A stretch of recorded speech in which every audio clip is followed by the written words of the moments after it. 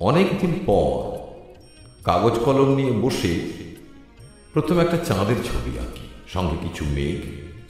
তারপর যথেষ্ট হয়নি ভেবে গোটা তিনেক পাখি, ক্রমশ একটা দেবদারু ও কয়েকটা কলা গাছ, অবশেষে অনেকগুলি ছানা সহ একটা বেড়া। এইসব এঁকে এঁকেও তবুও কাগজের নিচে 4 আঙুল জায়গা বাকি থাকে। সেখানে প্রথমে লিখি শ্রীচরণের সুর, তার নিচে সবিনয় নিবেদন, এবং কিছুক্ষণ পরে সবিনয় নিবেদন কেটে লিখি প্রিয়তমস, এবং একটু পরেই বুঝতে পারি জীবনেই প্রথমবার প্রিয়তমস লিখলাম। প্রিয়তমসু, তুমি তো জানো না জীবনে তোমাকে কোনোদিন ঠিক মতো সম্বোধন করা হলো না। প্রিয়তমসু, তুমি তো জানো না জীবনে তোমাকে কোনোদিন ঠিক মতো ভালোবাসা হলো না। শুধু হিজিবিজি ছবি, চাঁদ, মেঘ, বেড়াল ছানা, সবিনয় নিবেদন এইসব কাটাকুটি করে চিরদিন তোমার কাছে পৌঁছবে।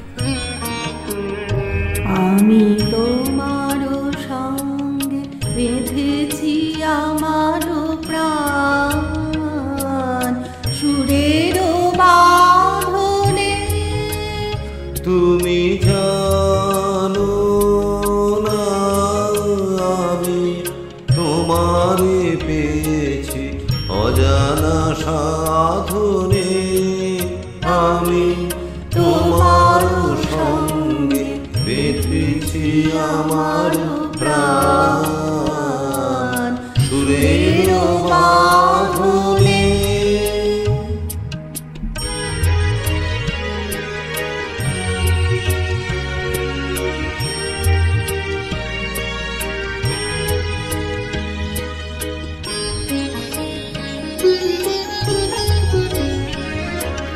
সে সাধনায় মিশিয়া যায় বকুল গন্ধ,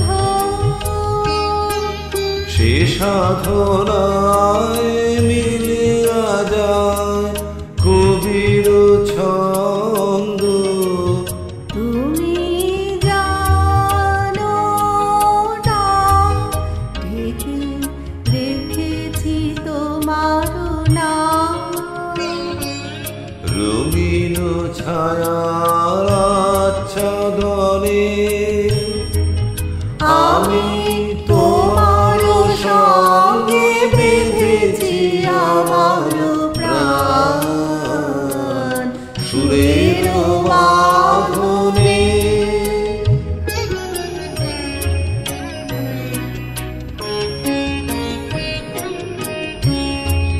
তোমার অরূপ মূর্তিখানি ফাল্গুনের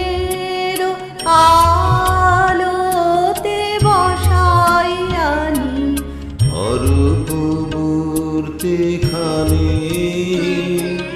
বাঁশরি বাজায় ললিত বসন্তে, সুদূর দিগন্তে। বাঁশরি বাজায় ললিত বসন্তে, সুদূর দিগন্তে। সোনার ভাই কাঁপে তব উত্তরে, সোনার ভাই কাঁপে তব উত্তরে। গানের তানের সেই উন্মাদনে তুমি জানো না আমি তোমারে পেয়েছি অজানা সাধনে। আমি তোমার সঙ্গে বেঁধেছি আমার